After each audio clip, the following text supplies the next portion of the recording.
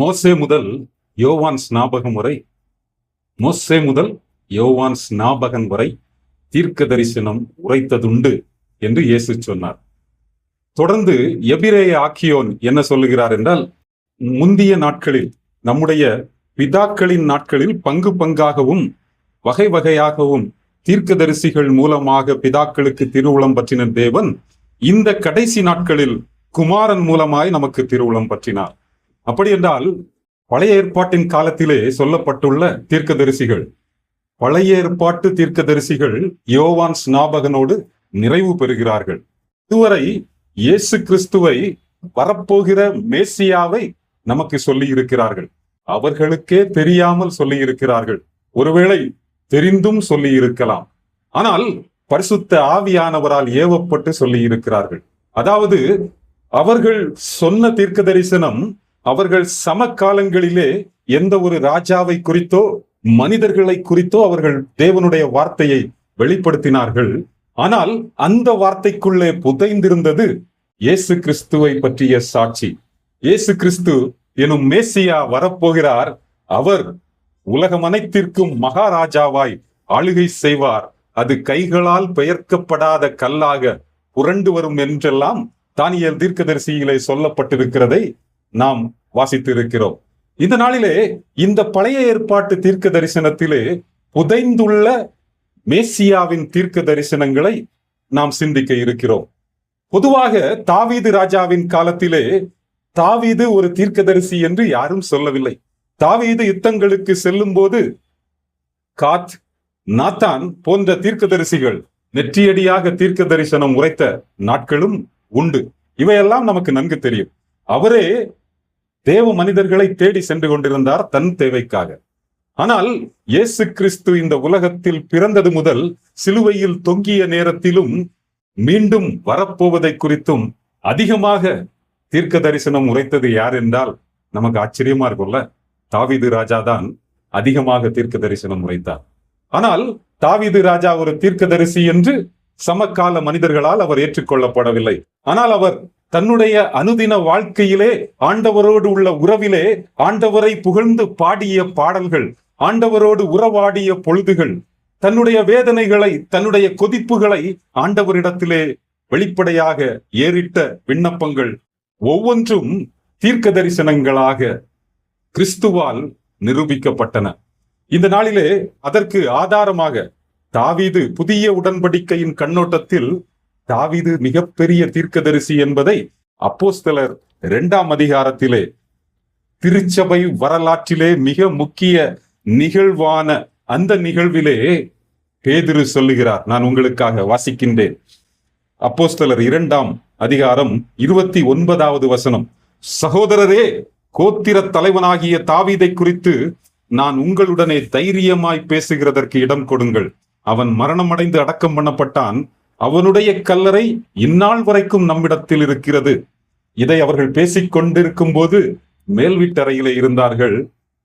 சரித்திர வல்லுநர்கள் சொல்லுகிறார்கள், அவர்கள் இருந்த மேல் வீட்டறையின் கீழேதான் தாவீதின் கல்லறை இருக்கிறதாம். எனவேதான் அவர்கள் சொல்லுகிறார்கள், அவனுடைய கல்லறை இந்நாள் வரை இருக்கிறது என்று நம்மிடத்தில் இருக்கிறது. தொடர்ந்து 30வது வசனத்துல வாசிக்கிறேன். அவன் தீர்க்கதரிசியாயிருந்து, யார்?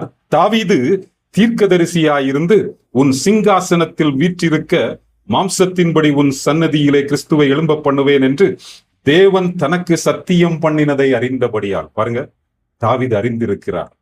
தாவீதினுடைய சிங்காசனம் நிலைத்து நிற்கும். கிறிஸ்து தாவீதின் உடன்படிக்கையின் மகனாக வருவார், நித்திய ராஜாவாக ஆளுகை செய்வார் என்பதை தாவீது அறிந்திருந்தான் என்று இங்கே பேதுரு சொல்லுகின்றார். பரிசுத்த ஆவியினால் நிறைந்தவராய், பரிசுத்த ஆவியின் வல்லமையினால் பேதுரு முழங்குகிறார், தாவீது ஒரு தீர்க்கதரிசி என்று. ஏன் இப்படி பேதுருவால் சொல்ல முடிந்தது என்றால், இயேசு உயிர்த்தெழுந்த பின்பு எம்மாவூருக்கு சென்ற சீடர்களோடு மாத்திரமல்ல, எல்லா சீடர்களோடும் இணைந்து அவர்களோடு உரையாடின போதும், மோசே முதல் யோவான் வரை சகல தீர்க்க தரிசன புஸ்தகங்களிலும், மிக முக்கியமாக சங்கீத புஸ்தகங்களில் இயேசு தன்னை குறித்து சொன்னதை அங்கே எடுத்து காட்டுகின்றார். அநேக சங்கீதங்களில் முழுவதுமாக இயேசுவை குறித்து மாத்திரமே தீர்க்க தரிசனம் சொல்லப்பட்ட சங்கீதங்கள் அநேகம் உண்டு. மிக முக்கியமாக உங்களுக்கு ஒரு சில சங்கீதங்களை நான் ஞாபகப்படுத்த விரும்புகின்றேன். சங்கீதம் 22 நேரம் கிடைக்கும் போது நீங்கள் வாசித்து பார்க்கலாம். 22ஆம் சங்கீதம் முழுமையும் இயேசு கிறிஸ்துவை குறித்து, அதிலும் மிக முக்கியமாக அவர் அவர் மரணத்தை ஜெயிப்பதை, என் தேவனே ஏன் என்னை கைவிட்டீர் என்று அவர் சிலுவையிலே சொன்ன மொழி மாத்திரமல்ல, அவருடைய உடையை சீட்டு போட்டார்கள் என்று அவருடைய பாடு மரணத்தை குறித்து அநேக காரியங்களை சங்கீதம் 22 சொல்லுகிறது. சங்கீதம் 110 சொல்லப்பட்டிருக்கிறது, என் வலது பார்சத்திலே உட்காரும் சீயோனிலிருந்து வந்த செங்கோல் யவன ஜனம் மெல்கிசேதேக்கின் முறைமை என்று இயேசுவை குறித்த தீர்க்கதரிசனம் சங்கீதம் 110 நிறைந்திருக்கிறது. பின்னும் அநேக சங்கீதங்களை உங்களுக்கு காட்ட முடியும். ஒருவேளை நீங்கள் reference Bible, study Bible use பண்ணீங்கன்னா, புதிய ஏற்பாட்டிலே இயேசு கிறிஸ்துவில் நிறைவேறின தீர்க்க தரிசனங்களை பல ஸ்டடி பைபிள்ல அந்த ஒரு ஸ்டார் மாதிரி போட்டு அதை ஃபில் பண்ணி விட்டுருப்பாங்க. அந்த மாதிரி நிறைவேறின தீர்க்க தரிசனங்களுக்கு ரெஃபரன்ஸ் பாத்தீங்கன்னா, அதிக ரெஃபரன்ஸ் எங்க இருந்து தான் வரும்னா சங்கீத புஸ்தகத்தில் இருந்து, தாவீதின் சங்கீதத்தில் இருந்து தான் இடம்பெற்றிருக்கிறது. அப்படியானால் தீர்க்க தரிசனம் என்றாலே இயேசுவை குறித்து அதிகமாக சொன்னது தாவீது மாத்திரம்தானா என்றால் இல்லை. ஏனென்றால் பழைய ஆதாம் முதல் புதிய ஆதாம் வரை எழுதப்பட்ட அத்தனை தீர்க்க தரிசன புஸ்தகங்களிலும் இயேசு கிறிஸ்துவின் நற்செய்தி அங்கே சொல்லப்பட்டிருக்கிறது, அங்கே புதைந்திருக்கிறது. புதிய ஏற்பாட்டிலே அது மலர்ந்திருக்கிறது. இயேசுவின் நற்செய்தி பழைய ஏற்பாட்டிலே புதைந்திருக்கிறது, புதிய ஏற்பாட்டிலே மலர்ந்திருக்கிறது. பழைய ஏற்பாட்டிலே புதைந்திருக்கிறது என்பதை பேதுரு தன்னுடைய நிருபத்திலே சொல்லும் போது அழகாக சொல்லுகிறார். உங்களுக்கு நான் வாசிக்கின்றேன். 2 பேதுரு 1ஆம் அதிகாரம் 20வது வசனம். தீர்க்க தரிசனத்தை குறித்து பேசும்போது இந்த வசனத்தை சொல்லாமல் தீர்க்க தரிசனத்தை பற்றி பேசினால் அது நிறைவு பெறாது. 20வது வசனம், 2 பேதுரு 1:20. வேதத்தில் உள்ள எந்த தீர்க்க தரிசனமும் சுய தோற்றம் உடைய பொருளை உடையதாய் இராதென்று நீங்கள் முந்தி அறிய வேண்டியது. அப்படி என்றால் மேலோட்டமாக நாம் பார்க்கின்ற தீர்க்க தரிசனங்கள் எல்லாம் அவைகள் சமகாலத்திலே ஏதோ ஒரு பிரச்சனையை குறித்து பேசுகின்றன. ஆனால் புதிய உடன்படிக்கையின் கண்ணோட்டத்திலே, புதிய ஆதாமாம் இயேசுவின் பார்வையோடு, பரிசுத்த ஆவியானவரின் துணையோடு, புதிய உடன்படிக்கையின் கண்களோடு, ஆவிக்குரிய கண்களோடு நாம் அதை பார்க்கும்போது அங்கே மேசியாவின் நற்செய்தி, கிறிஸ்தவ வாழ்வியல் அங்கே இடம்பெற்றிருப்பதை நம்மால் நிச்சயமாக பார்க்க முடிகிறது. தொடர்ந்து பேதுரு சொல்லுகிறார் 21வது வசனத்திலே, தீர்க்க தரிசனமானது ஒரு காலத்திலும் மனுஷனுடைய சித்தத்தினாலே உண்டாகவில்லை. தேவனுடைய பரிசுத்த மனுஷர்கள் பரிசுத்த ஆவியினாலே ஏவப்பட்டு பேசினார்கள். தீர்க்க தரிசனமானது ஒரு காலத்திலும் மனுஷனுடைய சித்தத்தினாலே உண்டாகவில்லை. அவர்கள் ஏதோ ரொம்ப பிளான் பண்ணி யோசித்து எழுதினது கிடையாது. ஒருவேளை பைபிள் ஒரே ஒரு மனிதரால் எழுதியிருந்தால் நாம் இதை சொல்லலாம், ஏதோ இவரு மட்டும் ரொம்ப பிளான் பண்ணி எழுதியிருக்கிறாரு, ஒருவேளை தாவீது மட்டும் ரொம்ப பிளான் பண்ணி எழுதியிருக்கிறார் அப்படி நம்ம சொல்லி இருக்கலாம். ஆனால் தாவீது எழுதிய காரியங்கள், மோசே எழுதிய காரியங்கள், யோவான் ஸ்நாபகன் சொன்ன காரியங்கள் அனைத்திற்கும் ஒரு தொடர்பு இருக்கிறது என்றால் இயேசுவின் சுவிசேஷம், இயேசுவை குறித்த சாட்சியே அவை அனைத்தையும் இணைக்கிறது என்பதை நாம் தொடர்ந்து ஏற்கனவே சிந்தித்து வருகிறோம். இங்கே சமகாலத்திலே உள்ள பிரச்சனைக்காக சீக்கிரத்தில் சம்பவிக்க போகிறதை குறித்து தீர்க்க தரிசனம் சொன்ன அந்த தீர்க்க தரிசனங்களுக்குள் எப்படி மேசியாவை குறித்த சாட்சி அங்கே புதைந்திருக்கிறது என்பதை நன்கு புரிந்து கொள்வதற்கு 3 தீர்க்க தரிசனங்களை நான் இந்த நாளிலே வேகமாக உங்களோடு பகிர்ந்து கொள்ள விரும்புகின்றேன். சற்று பொறுமையாக என்னோடு நீங்கள் இதை கேட்கும்படி அன்போடு வேண்டிக் கொள்கிறேன். முதலாவதாக ஏசாயா தீர்க்கதரிசி தீர்க்க தரிசனம் உரைக்கிறார். அங்கே ஏசாயா தீர்க்கதரிசி தீர்க்க தரிசனம் உரைத்ததன் நோக்கம் என்னவென்றால், பாபிலோனின் ராஜாவின் வீழ்ச்சியை குறித்து அவர் சொல்ல தொடங்குகிறார். ஏசாயா 14ஆம் அதிகாரம் 4வது வசனம், நீ பாபிலோன் ராஜாவின் மேல் சொல்லும் வாக்கியமானது, ஒடுக்கினவன் ஒளிந்து போனானே, பொன்னகரம் ஒளிந்து போயிற்றே. 8வது வசனம், நீ விழுந்து கிடந்தது முதற்கொண்டு எங்களை வெட்ட வருவார் ஒருவரும் இல்லை என்று சொல்லுகிறது. 9வது வசனம், கீழே இருக்கிற பாதாளம் உன் நிமித்தம் அதிர்ந்தது. இப்படியெல்லாம் பாபிலோன் ராஜாவை குறித்து ஏசாயா சொல்லிக்கொண்டே வருகிறார். சோ அந்த சமகாலத்துல பாத்தீங்கன்னா ஏசாயா யாரை பற்றி பேசுகிறார்? பாபிலோன் ராஜாவை குறித்து. ஆனால் தொடர்ந்து அவர் அப்படி பேசிக் கொண்டிருக்கும் போது பிசாசை குறித்து தீர்க்க தரிசனம் அங்கே சொல்லி இருக்கிறார். அங்கே என்ன சொல்லுகிறார்? 13வது வசனத்திலே, நான் வானத்துக்கு ஏறுவேன், தேவனுடைய நட்சத்திரங்களுக்கு மேலாக என் சிங்காசனத்தை உயர்த்துவேன், வடபுறங்களில் உள்ள ஆராதனை கூட்டத்தின் பர்வதத்திலே விற்றிருப்பேன் என்றும், நான் மேகங்களுக்கு மேலாக உன்னதங்களில் ஏறுவேன், உன்னதமானவருக்கு ஒப்பாவேன் என்று நீ உன் இருதயத்தில் சொன்னாயே. பாருங்கள், பிசாசின் சிந்தை, நான் மேகங்களுக்கு மேலாக ஏறுவேன், உன்னதமானவருக்கு ஒப்பாவேன், அவருடைய ஆராதனைக்கு பாத்திரவானாக நான் மாறுவேன், அவருக்கு மேலாக என்னை உயர்த்துவேன், அவருக்கு நிகராக என்னை உயர்த்துவேன். இந்த தீர்க்க தரிசனம் பாருங்க, அந்த காலத்திலே ஏசாயா உரைத்தது யாருக்காக உரைத்தார்? பாபிலோன் ராஜாவை குறித்து உரைத்தார். இப்பொழுது புதிய உடன்படிக்கையின் கண்களோடு நாம் பார்க்கிறோம், ஆவிக்குரிய கண்களோடு நாம் பார்க்கிறோம். அங்கே பிசாசை குறித்து சொல்லப்பட்டிருக்கிறது. அவனுடைய முக்கிய சிந்தை என்ன? நான் தான் பெரிய ஆள் என்று தன்னை உயர்த்துவது. அதிலிருந்து நாம் கற்றுக்கொள்ள வேண்டியது என்ன? கிறிஸ்துவின் சிந்தை என்ன? எப்படி பிசாசு ஆராதனைக்கு உரியவனாக தன்னை உயர்த்த வேண்டும் என்று ஆவல் கொண்டான். ஆனால் மேசியாவோ ஆராதனைக்கு உரியவராக இருந்தவர் கீழே இறங்கி வந்தார். மனிதனாகிய எனக்காக தன்னை வெறுமையாக்கினார். எவ்வளவு பெரிய பேரன்பு பாருங்கள். கிறிஸ்துவின் சிந்தையே உங்களில் இருக்க கடவுது. பவுல் சொல்லுகிறார், அவர் தேவனுக்கு சமமாயிருப்பதை கொள்ளையாடின பொருளாக எண்ணாமல் தம்மை தாமே வெறுமையாக்கி அடிமையின் ரூபம் எடுத்து மனுஷ சாயலானார், மரண பரியந்தம் தன்னை தாழ்த்தினார் என்று பிலிப்பியர் 2 அதிகாரம் 1 முதல் 5 வரை உள்ள வசனங்களிலே நாம் வாசிக்கிறோம். ஆக கிறிஸ்துவின் அங்கங்களாக, புதிய உடன்படிக்கையின் ஊழியர்களாக அழைக்கப்பட்ட நாம் இப்படிப்பட்ட, நான் தான் சர்ச்சில் பெரிய ஆளு, நான் தான் இந்த ஊழியத்துல பெரிய ஆளு, நான் தான் சிறந்த பிரசங்கி என்று நம்மை உயர்த்துகிறவர்களாக இல்லாமல் கிறிஸ்துவை போல நம்மை தாழ்த்த இந்த நாளிலே அழைக்கப்படுகிறோம். தீர்க்க தரிசனம் நமக்கு கற்றுத்தருவது கிறிஸ்துவின் தாழ்மை.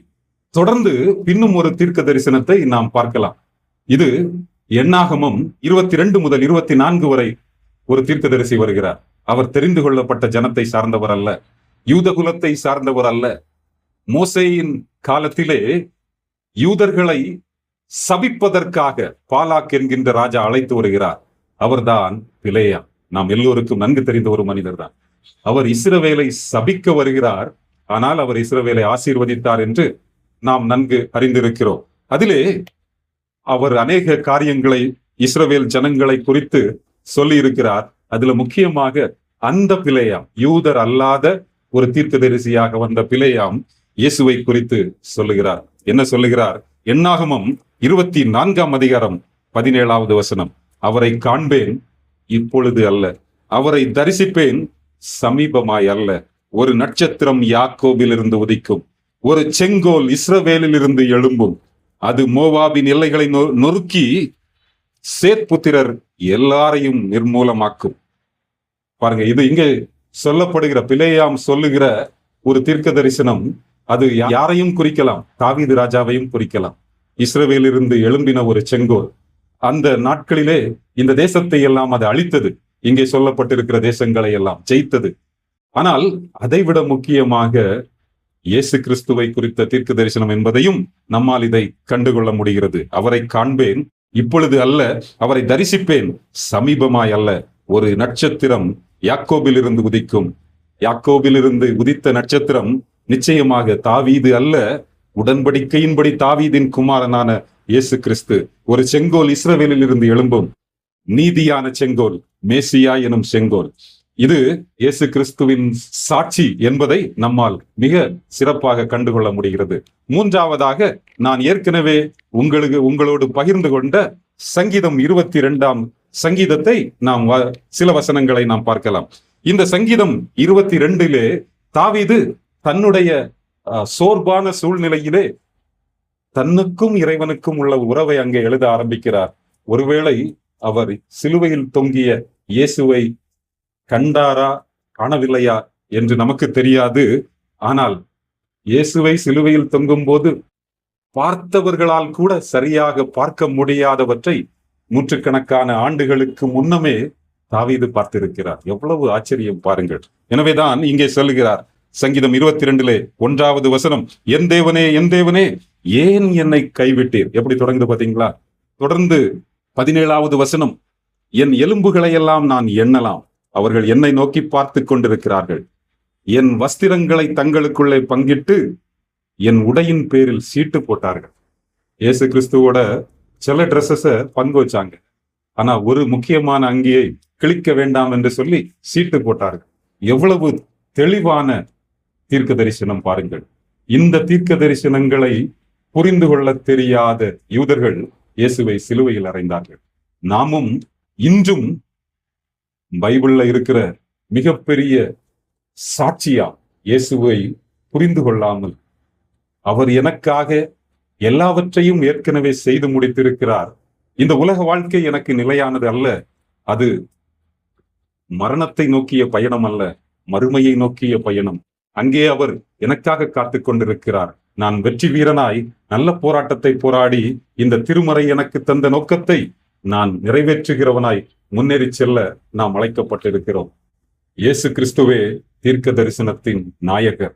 இயேசு கிறிஸ்து எனும் நபரை இந்த திருமறையிலிருந்து எடுத்து விட்டோம் என்றால் இந்த திருமறை நூல்கள் ஒன்றுக்கொன்று தொடர்பற்றவைகளாக மாறிவிடுகின்றன. இயேசு கிறிஸ்துவை பற்றிய சாட்சியே தீர்க்க தரிசனம். இயேசு கிறிஸ்துவே நமக்கு எல்லாம், அவரல்லாமல் நமக்கு ஒன்றுமில்லை, அவர் மாத்திரமே நமக்கு எல்லாவற்றிலும் எல்லாமாயிருக்கிறவர்.